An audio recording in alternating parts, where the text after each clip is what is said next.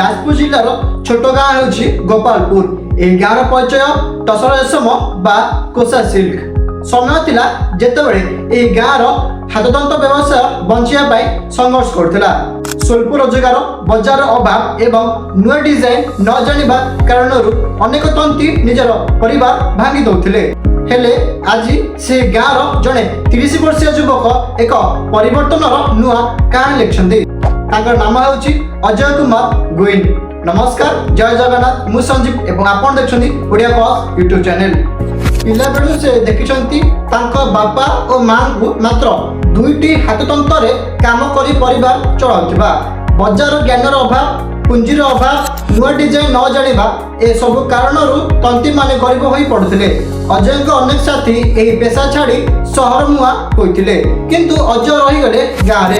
10वीं श्रेणी पास करबा परे से तक पिताଙ୍କ पाखरे रही हाथतंत शिक्षा आरंभ कले। हेले से केवल पारंपरिक कला को शिखिले नहीं, ता सहित जोड़िले आधुनिक सोच। से सृष्टि कले निजर ब्रांड गोपालपुर हैंडलूम साड़ी। आज अजय कारखाना रे 35 जन कारीगर काम करती। गोटे टसर साड़ी तैयारी करने को प्राय 5 ରୁ 25 दिन समय लगे। साड़ी गुड़िकर मूल्य 4500 टकर आरंभ करी 10,000 पर्यंत रही है। 2020 मसीह जीवन में आसला एक बड़ परिवर्तन। टाटा ट्रस्ट अंतरंग कार्यक्रम तांकु तालीम देला डिजाइन, मार्केटिंग, व्यवसाय कौशल एवं ब्रांडिंग। मात्र 2 वर्ष मध्य दुईटी तंत बढ़िला 12टी को।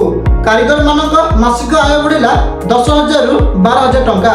संपूर्ण कारखानार मासिक टर्नओवर हैला 1 लाख टंका। आज अजय टसर साड़ी केवल ओडिशा नुहे पहुंची अमेरिका, इंग्लैंड एवं ऑस्ट्रेलिया पर्यंत। वर्षक से प्राय 300 ରୁ 500 साड़ी बिक्री करती। वार्षिक आय प्राय 8 लाख टंका। किंतु अजय एक व्यवसाय नुहे, यह एक परंपरा को बंचाइबार लड़ाई। से कहती मु चाहे युवपीढ़ी यही पेशा छाड़ी न जातु।